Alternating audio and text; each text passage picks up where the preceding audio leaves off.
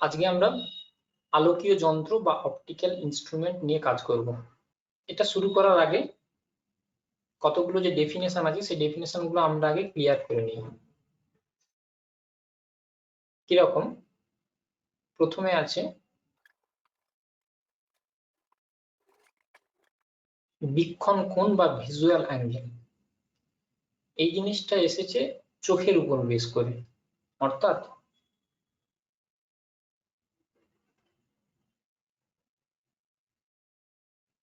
ধরো এটা আমাদের চক্ষু গোলক।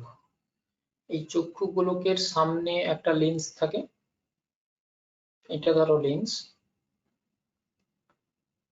আর এটাকে যদি আমি অ্যাক্সিস ধরি তাহলে এই অ্যাক্সিসের উপর কোনো একটা অবজেক্ট আছে, ধরে নাও যে এটা একটা অবজেক্ট।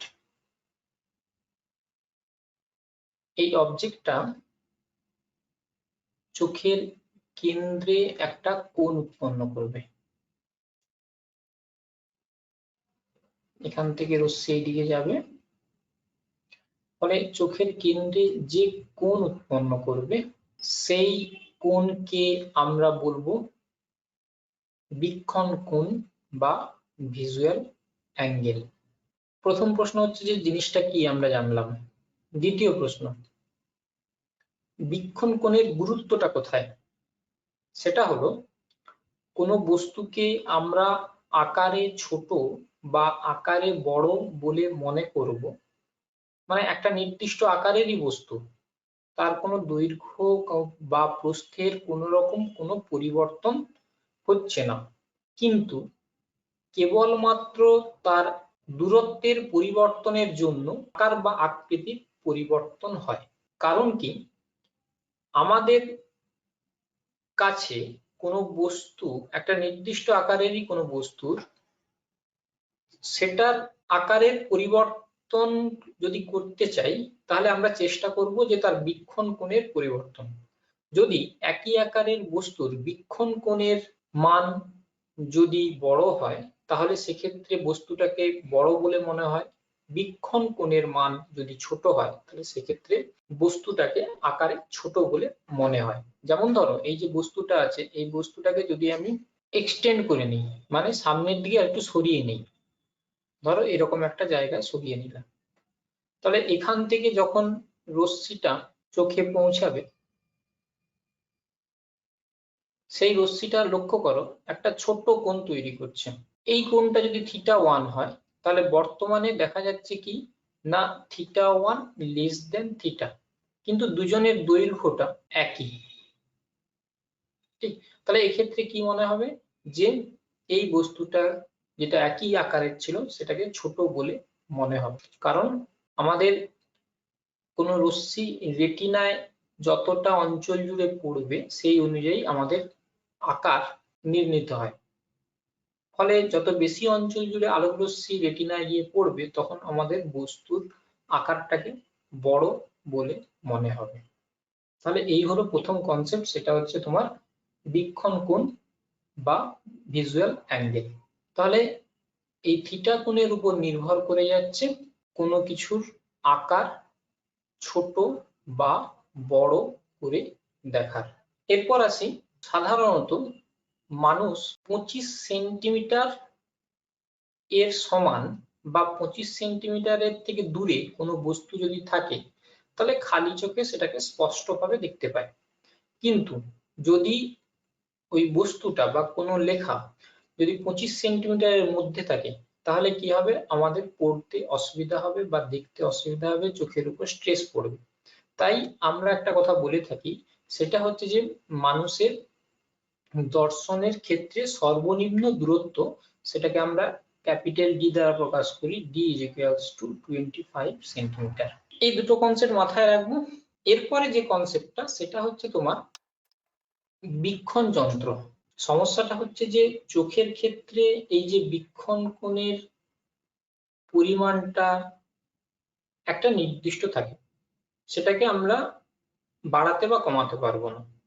এখন যখন যদি কোনো অণুবীক্ষণিক জীব থাকে বা পৃথিবীর বাইরে কোনো অ্যাস্ট্রোনমিক্যাল অবজেক্ট থাকে, সেই অবজেক্টকে যদি আমরা ইন ডিটেলস ভালো করে ডেপথে জানতে চাই, তার ছবি দেখতে চাই, সেক্ষেত্রে খালি চোখে আমরা সেটা দেখতে পাবো না, বা দেখলেও সেই দেখাটা অনেকটা সূক্ষ্ম হবে না।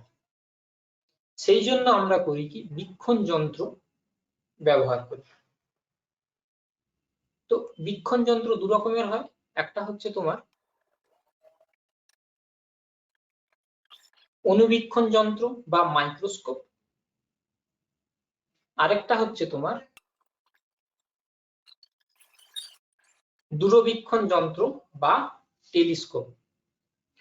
অণুবীক্ষণ যন্ত্রের সাহায্যে ছোট আকারের বস্তুকে বড় করে দেখা হয়। এই যে বড় করে দেখা হয় মানে কি, বীক্ষণ যন্ত্রের কাজটা প্রথমে বুঝতে হবে। বীক্ষণ যন্ত্রের কাজ হচ্ছে যে এই যে বীক্ষণ কোণ বা ভিজুয়াল অ্যাঙ্গেল আছে, এর পরিমাণটাকে যে কোনো প্রকারে বাড়ানো, এটাই হচ্ছে বীক্ষণ যন্ত্রের কাজ। যখন ছোট বস্তুকে বড় করে দেখাবে তখন সেটাকে নাম দেওয়া হবে অণুবীক্ষণ যন্ত্র। আর যদি যন্ত্রটা দূরের কোনো বস্তুকে বড় করে দেখায় তাহলে সেটা হবে তোমার দূরবীক্ষণ যন্ত্র। একটা জিনিস মাথায় রাখবে, সমস্ত যন্ত্রেরই একটা উদ্দেশ্য, সেই উদ্দেশ্যটা হচ্ছে তোমার বীক্ষণ কোণের পরিমাণটা যে কোনো প্রকারে বৃদ্ধি করা, এটাই হচ্ছে উদ্দেশ্য। এরপরে আরেকটা ডেফিনেশন যেটা শিখবো সেটাকে বলা হয়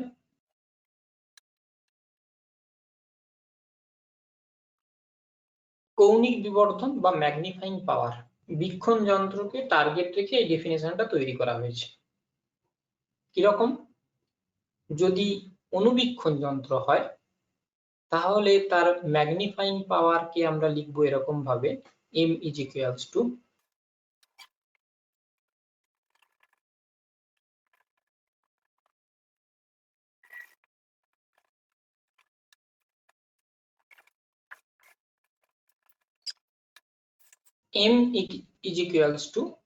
অন্তিম প্রতিবিম্ব দ্বারা উৎপন্ন বীক্ষণ কোণ এবং ডি দূরত্বে অবস্থিত বস্তুটির দ্বারা উৎপন্ন বীক্ষণ কোণ। এটা অবশ্যই খালি চোখে আমরা দেখব। ঠিক, তাহলে এটা কার কৌণিক বিবর্ধন? সেটা হচ্ছে অণুবীক্ষণ যন্ত্রের। অণুবীক্ষণ যন্ত্রের কৌণিক বিবর্ধন হচ্ছে যে যখন যন্ত্রটা আমরা ব্যবহার করব তখন ওই যন্ত্রটার দ্বারা যে অন্তিম প্রতিবিম্বটা তৈরি হবে, সেই অন্তিম প্রতিবিম্বটা আমার চোখে যে বীক্ষণ কোণ তৈরি করবে সেটা বাই খালি চোখে, অর্থাৎ যখন আমি যন্ত্রটা ব্যবহার করছি না, খালি চোখে বস্তুটাকে আমি ডি দূরত্বে রাখবো। ডি দূরত্বে থাকলে ওই বস্তুটা চোখে যেই বীক্ষণ কোণ উৎপন্ন করবে সেটা হচ্ছে তার যে অনুপাত হবে সেই অনুপাতটা হবে তোমার কৌণিক বিবর্ধন। এটার একক হিসেবে আমরা এরকম করে প্রকাশ করি এক্স সাইন দিয়ে। যেমন মাইক্রোস্কোপ তোমরা যদি ব্যবহার করে থাকো সেক্ষেত্রে ব্যাপারটা দেখবে, সেটা হচ্ছে এরকম লেখা থাকে 10x 15x। ঠিক, তো এই এক্সটা হচ্ছে যে এই যে কৌণিক বিবর্ধন আছে, এই কৌণিক বিবর্ধনের হচ্ছে তোমার একক। আর টেলিস্কোপের ক্ষেত্রে কি হবে ডেফিনেশনটা, সেটা হবে এরকম,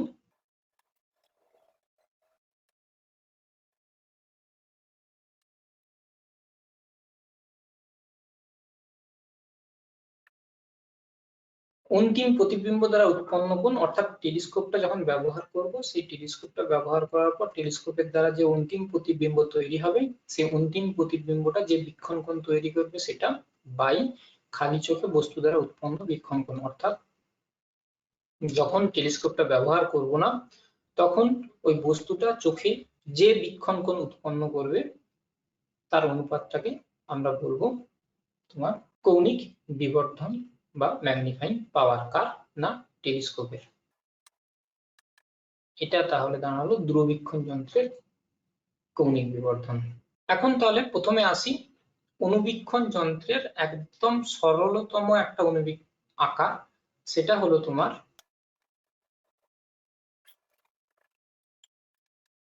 সরল অণুবীক্ষণ যন্ত্র বা সিম্পল মাইক্রোস্কোপ।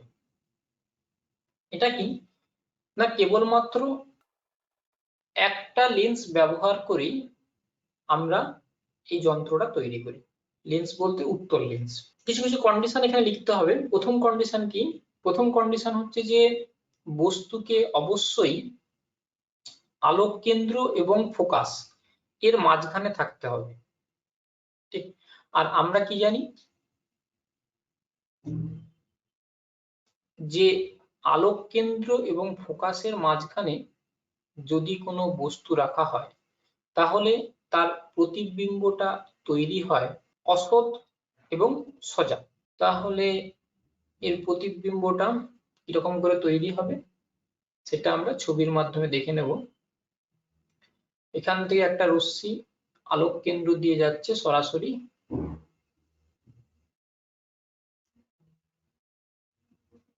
আর আরেকটা রশ্মি প্রধান অক্ষের সমান্তরাল হয়ে প্রতিসরণের পর ফোকাস দিয়ে যাবে। তো এই দুটো রশ্মিকে যদি এক্সটেন্ড করা হয়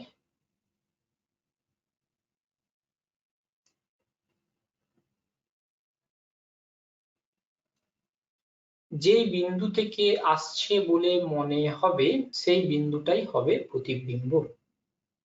এক্ষেত্রে দাঁড়ালো কি দাঁড়ালো, এটা হবে প্রতিবিম্ব। নাম দিয়ে দিই capital P, capital Q, small P, small q. এই যে বিন্দুটা আছে এই বিন্দুটা আমি ই লিখছি। আমার ডেফিনেশনটা কি ছিল? ডেফিনেশনটা ছিল অন্তিম প্রতিবিম্ব দ্বারা উৎপন্ন বীক্ষণ কোণ বাই ডি দূরত্বে অবস্থিত বস্তুটির দ্বারা বীক্ষণ কোণ। অর্থাৎ এই অন্তিম প্রতিবিম্ব এই জায়গাটায় যে কোণ উৎপন্ন করবে সেটাই হবে বীক্ষণ কোণ। কেন? কারণ হচ্ছে যে আমরা এই সাইডে চোখ রাখি, তো এই চোখটা আর লেন্সটার মধ্যে দূরত্ব খুবই কম হয়, যার ফলে আমরা চোখে যে বীক্ষণ কোণ তৈরি করে আর ওই লেন্সে যে বীক্ষণ কোণ তৈরি হবে সেই দুটোর পরিমাণটা একই ধরি, তাই আমরা লেন্সের ক্ষেত্রে ব্যাপারটা ধরে নিই যখন ইনস্ট্রুমেন্ট ব্যবহার করি। আরেকটা হচ্ছে যে যখন ইনস্ট্রুমেন্ট ছাড়া খালি চোখে অবজেক্টটাকে আমরা দেখব। ধরো এখানে আমার অবজেক্ট আছে আর এই জায়গাটায় আমি চোখ রেখেছি। এই জায়গাটা বলতে এখান থেকে এই যে দূরত্বটা, এই দূরত্বটা অবশ্যই আমার ডি হতে হবে। তাহলে এখান থেকে রশ্মি এসে এখানে যে চোখ আছে চোখে এসে পড়বে, তাহলে এই যে কোণটা উৎপন্ন হবে এই কোণটা হচ্ছে যে খালি চোখে ওই বস্তুটির দ্বারা উৎপন্ন বীক্ষণ কোণ। এইবার আমরা কিছু ইকুয়েশন দেখে নেব কিরকম। এটা হচ্ছে তোমার ধরো বস্তুর উচ্চতা, আর এটা তো ডি হয়ে গেল। আর এই লেন্সের ক্ষেত্রে এখান থেকে এই দূরত্বটা এটা হচ্ছে তোমার বস্তু দূরত্ব, যেটাকে আমরা ইউই দ্বারা প্রকাশ করেছি, ই ফর আইপিস। একটু পরে বুঝতে পারবে কেন এই নামটা আমি নিয়েছি।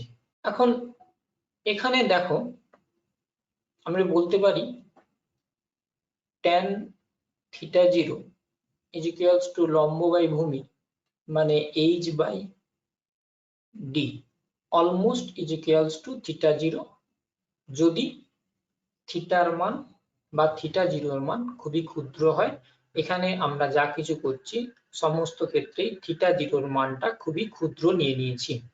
এরপর এই জায়গাটা লক্ষ্য করো, এখানে আমরা দুটো ত্রিভুজ নিয়ে নেব। কোন দুটো ত্রিভুজ? সেটা হলো ত্রিভুজ capital P, capital Q R ই, পি কিউ ই, আর স্মল পি, স্মল কিউ আর ক্যাপিটাল ই। এই ত্রিভুজটা আর এই ত্রিভুজটা, এই দুটো ত্রিভুজের ক্ষেত্রে আমরা কি বলতে পারি? দেখো এই দুটো ত্রিভুজ সদৃশকোণী ত্রিভুজ। কেন?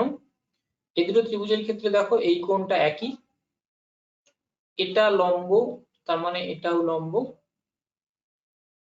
বাকি যে কোণটা পড়ে থাকে সেই কোণটাও একই, তাহলে এরা সদৃশকোণী ত্রিভুজ। যদি সদৃশকোণী ত্রিভুজ হয় তার মানে সমান কোণের বিপরীত বাহু, অর্থাৎ এই যে সমান কোণটা আছে তার বিপরীত বাহু স্মল পি কিউ এটা by capital P Q equals to এই যে দুটো সমান কোণ আছে তাদের বিপরীত বাহু E small P by E capital P equals to এটাকে আমরা লিখতে পারি এরকম small P Q by E small P, এটাকে এখানে নামিয়ে নিচ্ছি, equals to capital P Q by E capital P. এখন ট্যান থিটা একটু লক্ষ্য করো, এই যে কোণটা ট্যান থিটা, এটা সমান বলতে পারি small P Q by EP, small P Q by E P equals to, দেখো small P Q by EP equals to কি লিখেছিলাম, capital P Q by E P. Tan theta almost equals to কি হবে, theta হবে, যদি থিটার মান খুবই ক্ষুদ্র হয়।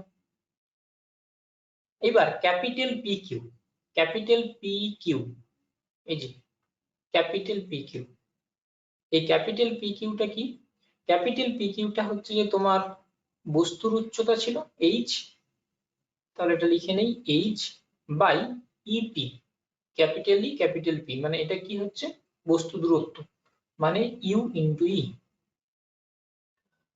আমার কৌণিক বিবর্ধনের সংজ্ঞাটা কি ছিল, capital M equals to theta by theta zero.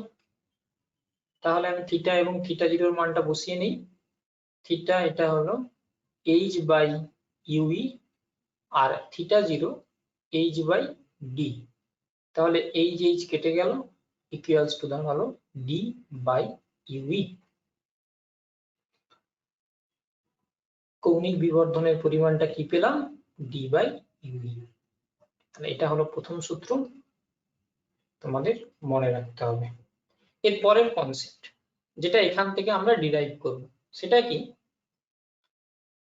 কিছুক্ষণ আগে আমরা বলেছিলাম যে যদি বস্তু D is equals two 25 centimetre এরকম দূরত্বে থাকে, তাহলে আমরা বস্তুটাকে তো দেখতে পাবো ঠিকই, কিন্তু চোখের উপর একটু স্ট্রেস পড়ে, এটা একটা কন্ডিশন। আর যদি চোখকে রিল্যাক্সড কন্ডিশনে কোনো কিছুকে দেখতে চাই, তাহলে সর্বদা বস্তুকে বলো বা অন্তিম প্রতিবিম্বকে বলো, যদি অনেকটা দূরে থাকে অর্থাৎ অসীমে থাকে, তখন কি হবে যে চোখের উপর কোনো রকম কোনো স্ট্রেস পড়বে না। সেই অনুযায়ী দুটো কনসেপ্ট আমরা নেব। কি কনসেপ্ট, এক নাম্বার কনসেপ্ট হচ্ছে যে ফর রিল্যাক্সড আই, অর্থাৎ চোখের উপর কোন রকম কোনো স্ট্রেস পড়ছে না, এই সিচুয়েশনটা কখন তৈরি হবে, যদি প্রতিবিম্বটা, অন্তিম প্রতিবিম্ব, সেই অন্তিম প্রতিবিম্বটা অসীমে তৈরি হয়। অন্তিম প্রতিবিম্ব যদি অসীমে তৈরি হতে হয়, তাহলে আমাকে বস্তু দূরত্বটা তৈরি হতে হবে বা রাখতে হবে ফোকাস দূরত্বে। আর আমার বিবর্তনের কি সংজ্ঞা ছিল, এম ইজ ইকুয়ালস টু ছিল ডি বাই ইউই, তাহলে উই ইউইটাকে সাবস্টিটিউট করে দেবো ডি বাই এফ ই হলো। তো এটাকে আমরা লিখে নিই এরকম করে, M infinite is equals to D by F E. এই কন্ডিশনে আমার চোখের উপর কোন রকম কোনো স্ট্রেস পড়বে না। এইবার দ্বিতীয় কন্ডিশন যেটা, যেখানে কি বলেছি চোখের উপর স্ট্রেস আসবে, অর্থাৎ প্রতিবিম্বটা তোমার ডি দূরত্বে থাকবে, সেক্ষেত্রে আমরা বলতে পারি এরকম V equals to minus of D, কারণ আপতিত রশ্মির বিপরীত দিকে যাচ্ছি, দেখে নাও এটা হচ্ছে প্রতিবিম্ব, তাহলে আমি এখান থেকে এখানে যাচ্ছি আপতিত রশ্মির বিপরীত দিকে এবং এটা ডি দূরত্বে থাকবে, তাই ভিই ইজ ইকুয়ালস টু লিখেছি মাইনাস অফ ডি। আর এফই তো তোমার পজিটিভ ভ্যালু হয়, কারণ আমি উত্তর লেন্স নিয়ে কাজ করছি, তাহলে এখান থেকে এই দুটো সূত্র লাগিয়ে ইউ এর মান বের করতে পারি কিনা একটু দেখে নিই। আমার লেন্সের কি সূত্র ছিল, 1/v minus 1/u is equals two 1/f। এখানে মানগুলো বসিয়ে নিচ্ছি, 1/d minus 1/u equals to 1/fe। এখানে fe এর মান পজিটিভ, তো এটা পজিটিভ নিয়ে নিচ্ছি। 1/u equals to 1/fe plus 1/d। এটাকে একটু ভেঙে নিচ্ছি। fe plus t by d into fe। এটা করে নিলাম। এখানে একটা মাইনাস সাইন থাকবে, মাইনাস। তার মানে 1/u এর মড ভ্যালু কত না এই ভ্যালুটা। সেক্ষেত্রে আমি এই যে m এর যে ডেফিনেশনটা, সেই ডেফিনেশনটা ব্যবহার করব। m equals to d 1/ue, তো এটাই হচ্ছে 1/ue। তার মানে আমার আসছে fe plus d by d into fe। আমি মড ভ্যালু নিয়ে কাজ করছি, তাই মাইনাস সাইন ব্যবহার করিনি এখানে। এবার এটাকে আমরা কি করব, একটু ভেঙে নিই। এই ডি কেটে যাবে, এফিটাকে তুলে নিই।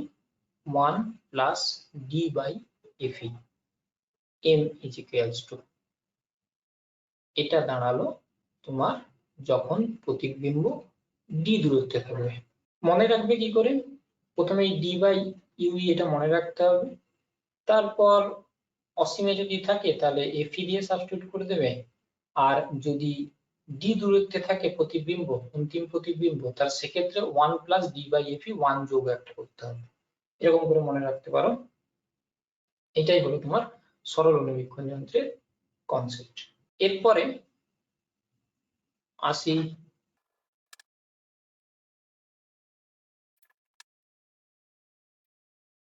যৌগিক অনুবীক্ষণ যন্ত্র বা কম্পাউন্ড মাইক্রোস্কোপ। নাম শুনেই বুঝতে পারছো যে এখানে একসঙ্গে অনেকগুলো লেন্স আমরা ব্যবহার করবো, ওই জন্য নাম দেওয়া হয়েছে যৌগিক। কিরকম দেখতে হয় ইনস্ট্রুমেন্টটা, সেটা হচ্ছে যে দুটো লেন্স আমরা ব্যবহার করব। দুটো লেন্সের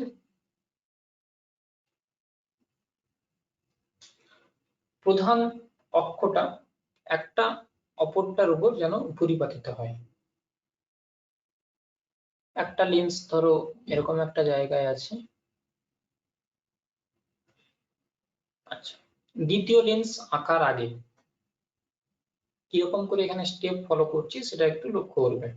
প্রথমে আমরা একটা বস্তু নিয়ে নিলাম। এই বস্তুটা অবশ্যই যেন এই প্রথম লেন্স এর ফোকাস দূরত্বের বাইরে থাকে। এখান থেকে একটা আলোক রশ্মি সরাসরি আলোক কেন্দ্র দিয়ে চলে যাবে। আর দ্বিতীয় যে রশ্মিটা নেব সেটা প্রধান অক্ষের সমান্তরাল। প্রতিসরণের পর সেটা করবে কি, ফোকাস দিয়ে যাবে। তাহলে একটা রশ্মি তোমার আলোক কেন্দ্র দিয়ে চলে গেছে, আরেকটা রশ্মি প্রতিসরণের পর ফোকাস দিয়ে গিয়েছে। ফলে একটা বিন্দুতে মিট করেছে, সেই বিন্দুটা কোনটা, এই বিন্দুটা। এই বিন্দুটা থেকে যদি আমি লম্ব আঁকি তাহলে সেটা দাঁড়াবে ওই বস্তুটা প্রতিবিম্ব। এটাকে এরকম করে লিখে নেই, এটা ক্যাপিটাল পি, এটা ক্যাপিটাল কিউ, এটা দাঁড়াচ্ছে P dash, small P dash, আর এটা হচ্ছে কিউ ড্যাশ। এখন দেখো এক্ষেত্রে অন্তিম লেন্সটা আঁকবে তার আগে একটা কাজ করে নেবে, সেটা হচ্ছে যে এই যে কিউ ড্যাশ বিন্দুটা আছে এটা, আর এখানের কোনো একটা বিন্দু, ধরো এরকম একটা বিন্দু, এরকম ধরো একটা বিন্দু, এই দুটো বিন্দুকে আগে যোগ করে নাও। যোগ করে এটাকে প্রসারিত করে দাও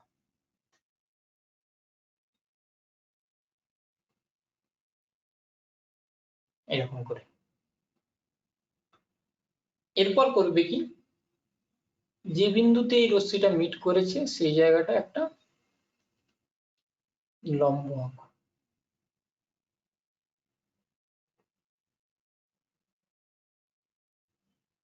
এরপর করো এই লম্বকে অক্ষ রেখে একটা লেন্স আঁকো।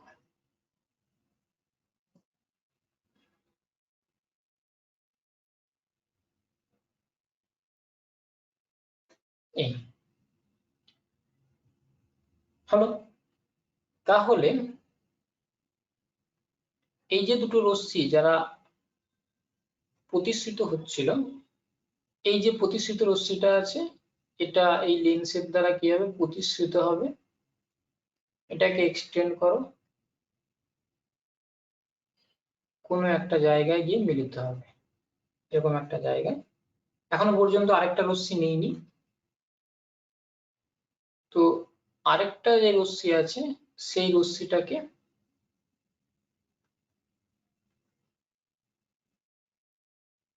যোগ করে দাও, দিয়ে এক্সটেন্ড করো, তাহলে এইরকম করে ছবিটা আঁকবে।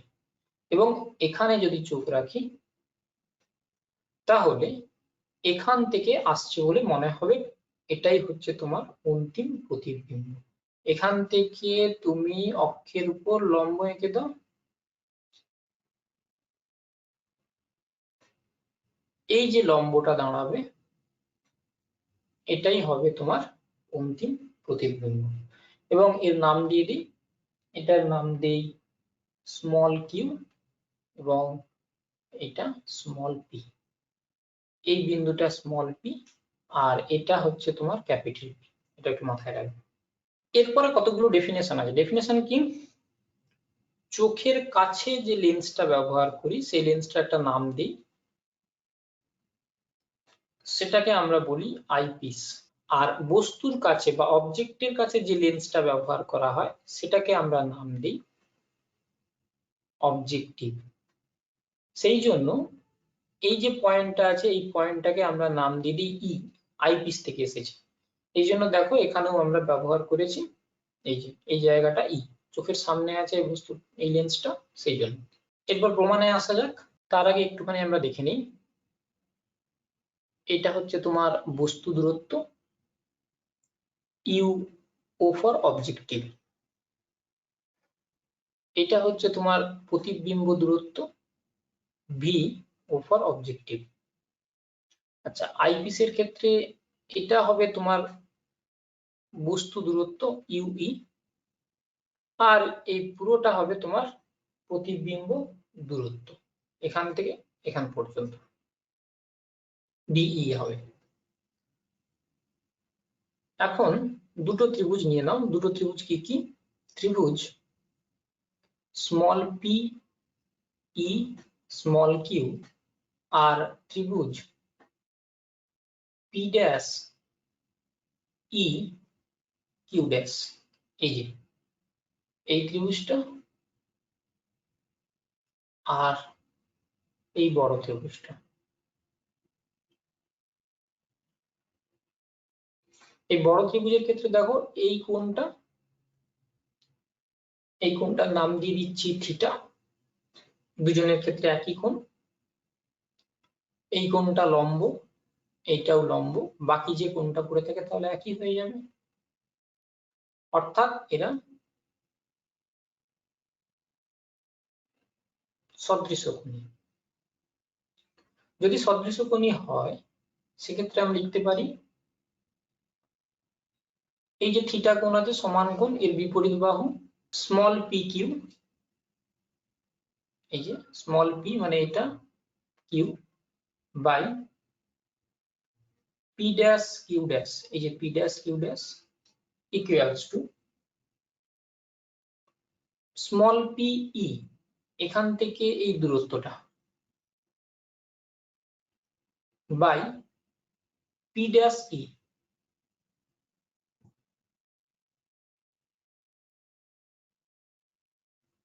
হয়েছে তো, এটা একটু গুছিয়ে নেই,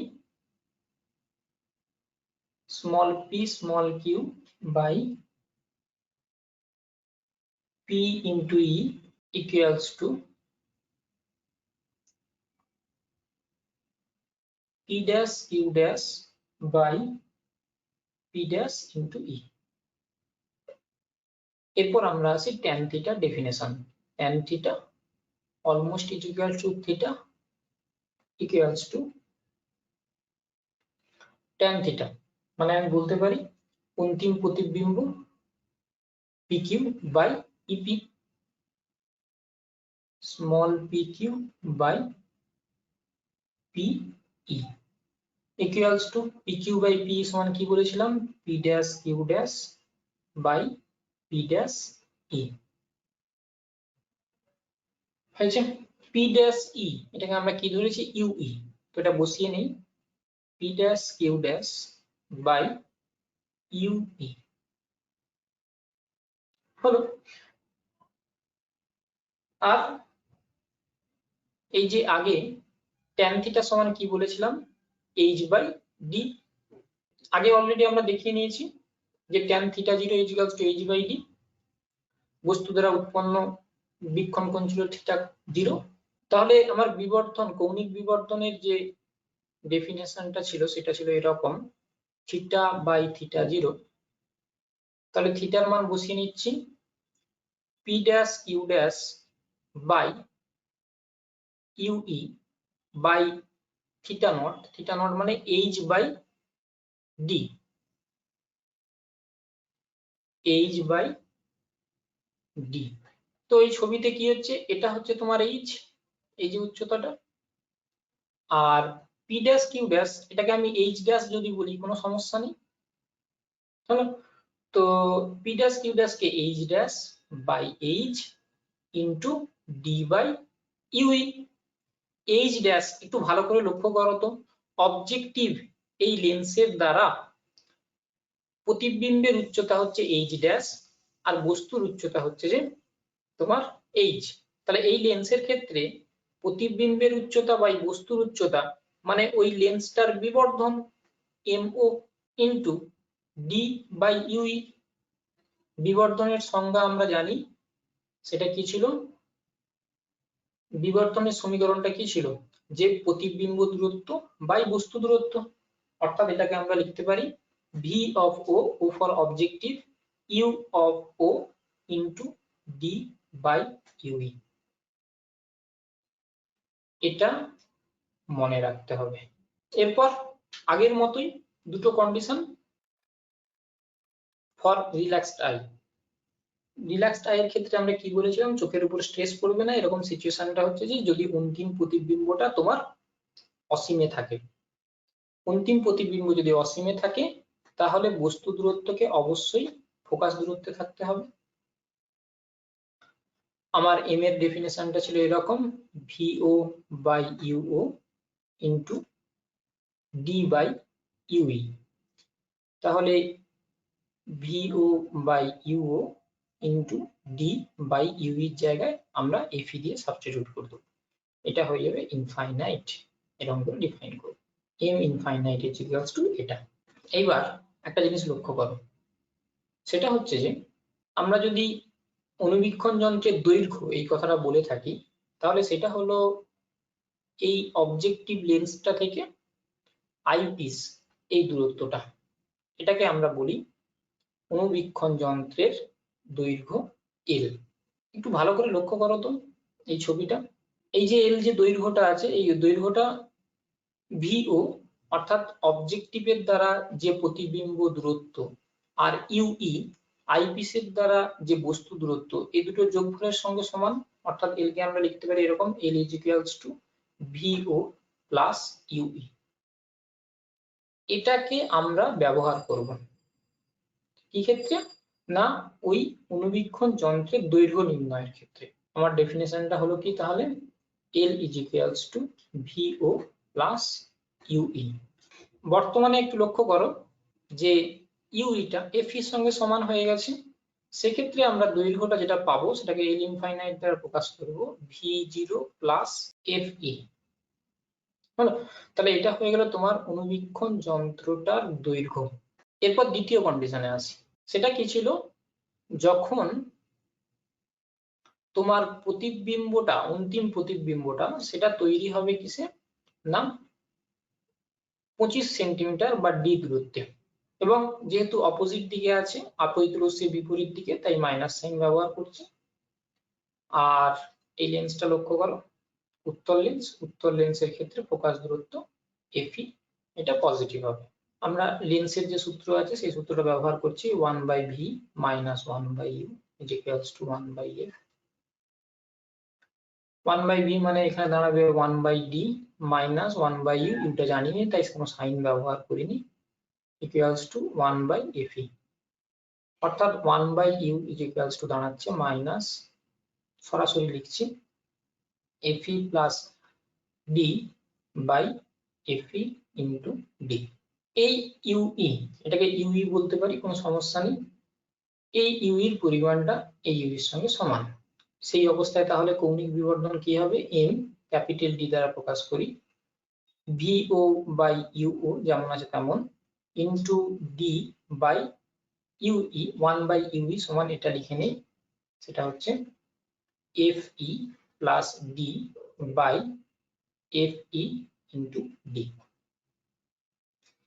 এখানে আমরা মড ভ্যালু নিয়ে কাজ করছি তাই প্লাস সাইন ব্যবহার করেছি, equals to ভিও by UO into এই ডি কেটে গেল, এবার যদি এফি কে ভেঙে নিই তাহলে দাঁড়াবে 1 প্লাস ডি বাই এফি। সূত্রগুলো একটু লক্ষ্য করো, আগের সূত্রটা মনে রাখলেই এই সূত্রটাও মনে থেকে যাবে। আগের সূত্র ছিল কি, ডি বাই এফি বা 1 প্লাস ডি বাই এফি, ঠিক, এর সঙ্গে v0 বাই u0 এটাকে গুণ করে দাও, ব্যাস চলে আসবে পরেরটা, দেখো v0 বাই u0 অথবা v0 বাই u0, হলো একবারে সোজা। এক্ষেত্রে তাহলে দাঁড়াচ্ছে কি, এলটা কিরকম দাঁড়াবে সেটাকে আমরা কি করছি না এল ডি দ্বারা প্রকাশ করছি, v0 যেমন আছে তেমন থাক, ইউইটাকে এটাকে যদি উল্টে লিখি তার মানে দাঁড়াবে fed by fe plus D. এটা দাঁড়ালো তোমার মাইক্রোস্কোপের দৈর্ঘ্য। তাহলে আজকের ক্লাস আমরা মাইক্রোস্কোপ পর্যন্ত রাখবো। নেক্সট ক্লাসে আমরা আরেকটা বীক্ষণ যন্ত্র, যেটা হচ্ছে দূরবীক্ষণ যন্ত্র বা টেলিস্কোপ সম্বন্ধে জানবো।